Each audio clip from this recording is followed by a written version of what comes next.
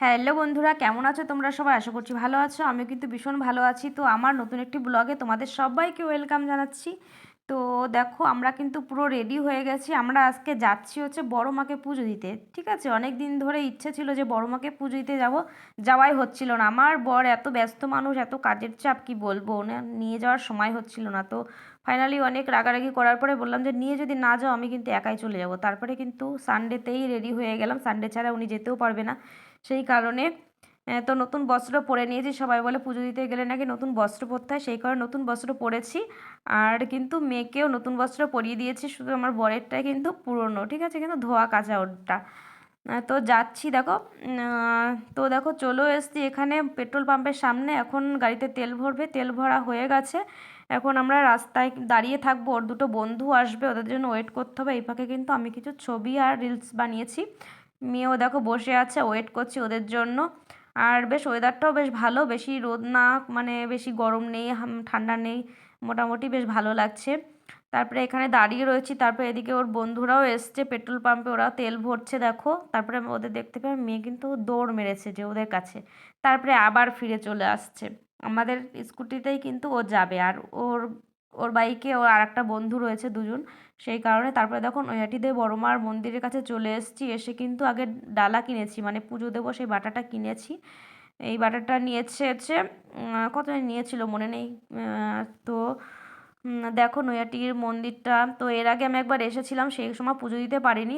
পুজো কালী পুজোর সময়, কালী পুজোর সময় এই মন্দিরের ভেতরে যেই মা থাকে সেই মাকে তো পুজো দিতে পারে না আর ভিড়ভাট্টার মধ্যে, মানে তখন বাইরে মা কালীকে সাজানো হয়, একটা নতুন একটা মা কালী এনে, তো তাকেই পুজো টুজো দেয়। ঠিক আছে, তো আমরা চলে এসেছি। এটা ছিল সরস্বতী পুজোর দিন। সরস্বতী পুজো তো দুদিন পড়েছিল, আমরা গেছিলাম সানডেতে, রবিবারে গেছিলাম। সেদিন ভিড়ভাট্টা ছিল না, যেহেতু অনেকের বাড়ি পুজো পুজো করেছে, সেই কারণে কিন্তু ভিড়ভাট্টা ছিল না, অনেকে ঘুরতে বেরিয়েছে। তো হালকা হালকা লোকজনের মধ্যে পুজোটা ভালো দিতে পেরেছি, বেশ ভালো লেগেছে। আর ছবি টবিগুলো ভালো তুলতে পেরেছি। দেখো এখন কিন্তু লাইনে দাঁড়িয়ে রয়েছি, দেখো বেশি লোকজন লাইন নেই, দেখো এই কজন রয়েছি আমরা, ঠিক আছে। আর বেশ ভালো লেগেছে আমার সত্যি।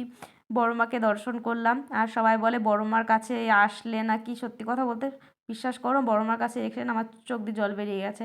ঠিক আছে, আমার মনে অনেক স্বপ্ন রয়েছে, সেই স্বপ্নটা কবে যে পূর্ণ হবে জানি না। বড় মার কাছে সেই কারণে আসা, বড় মা জানি না সে আমার মনের আশা পূর্ণ করবে কি না। তো আমার মনে কী আশা রয়েছে তোমরা জানতে চেও না, সেটা আমি বলতে পারবো না। যখন পূর্ণ হবে তখনই জানাবো তোমাদেরকে, ঠিক আছে।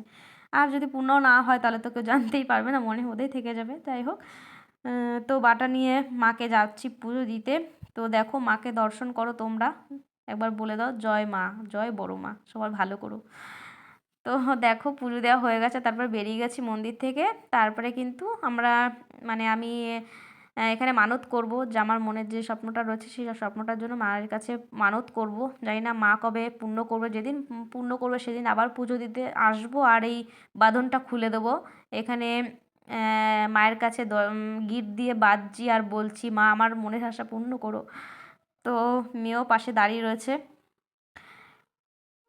তারপরে দেখো এখান থেকে মাকে প্রণাম টনাম করে বেরিয়ে, তারপরে দেখো আমাকে বড় মা এই লেখাটা লিখে দিয়েছে। এই পাশের এই দিদিটা লিখে দিয়েছে আমাকে। তারপরে দেখো আমরা এখান থেকে বেরিয়ে যাব। খিদেও পেয়েছে, যেহেতু 5টা বেজে গেছে, আমার খিদে পেয়ে গেছে খুব, সকাল থেকে না খাওয়া আর না খেয়ে থাকার আমার অভ্যাস আছে। সত্যি কথা বলতে আমি খেতে খুব একটা ভালোবাসি না, পরিষ্কার কথা, খেতে খুব একটা ভালোবাসি না। খেতে হবে তাই খাই, এটা হচ্ছে ব্যাপার। মানে না খেতে পারলে বেশি ভালো লাগে, এজন্য বকা খাই। বরের কাছে সারাক্ষণ বকা খাই। বাড়িতে মা বকে, বাবা বকে, আমার বর বকে, ঠিক আছে, সবাই বকে আমি খেতে চাই না বলে। যাই হোক, তারপরে দেখো ওরা বিরিয়ানি খাচ্ছে, আমি এদিকে ফ্রাইড রাইস নিয়েছি। আমি বিরিয়ানি খুব একটা পছন্দ করি না, রিচ খাবার তো একদমই পছন্দ করি না আমি খুব একটা। তো ফ্রাইড রাইস নিয়েছি আর চিলি চিকেন নিয়েছি, এটাই খাচ্ছি। তো আমিষ কিছু পাইনি, মানে সরি নিরামিষ কিছু খাবার পাইনি। তো আমিষই হয়ে গেল, ভেবেছিলাম নিরামিষ খাবো। তো ওরা আমিষ খাবে, একদিন ঝামেলা হয়ে যাবে, ওই জন্য ভাবলাম ঠিক আছে সবাই যেটা খাবে সেটাই খাবো। আর খাওয়ার কথা বলছি না, সত্যি কথা বলতে যখন খিদে পায় না তখন মনে হয় কি যে কত খেয়ে নেবো কত খেয়ে নেবো, কিন্তু লাস্টে না আর খেতেই পারিনি। তারপরে দেখো এই এটা কি গঙ্গার সামনে এসে সন্ধেবেলাটা অনেক ছবি টবি তুললাম। আমরা প্ল্যান করছিলাম যে তারাপীঠ কবে যাব, সেই ঘুরতে যাওয়ার প্ল্যানটা করছিলাম। তারপরে দেখো এখানে কফি খেতে বসে গেলাম অন্য একটা ক্যাফেতে এসে। তারপরে কফি খাওয়া হয়ে গেলে পরে পকোড়া নিয়েছিলাম। দেখো সত্যি কথা বলতে খুব খাওয়া হয়ে গেছে আজকে, মানে কি বলবো, এত খাই না জীবনে। তারপরে দেখো বাড়ি এসে দেখো আমি পুরো ক্লান্ত, দেখো সিঁদুর টিঁদুর কীভাবে লেপ্টে অবস্থা খারাপ, নাক মুখের অবস্থা দেখো কী হয়েছে সারাদিন। সারাদিন বলতে বেরিয়েছিলাম তো ওই 1টার সময় বেরিয়েছিলাম, 1টা থেকে প্রায় 10টা বাজে এখন। 10টা মানে বাড়ি এসেছি 10টার সময়, ঠিক আছে। তো দেখো সেই কারণে অবস্থা খুব খারাপ হয়ে গেছে, আর এনার্জি নেই। আর তো ব্লগটা কেমন লাগলো, যদি ভালো লাগে তোমরা কিন্তু অবশ্যই লাইক কমেন্ট করো আর পাশে থেকো, আর ভালো লাগলে কিন্তু অবশ্যই সাবস্ক্রাইব করে দিও, ঠিক আছে। টাটা, বাই সবাইকে, সবাই খুব ভালো থেকো।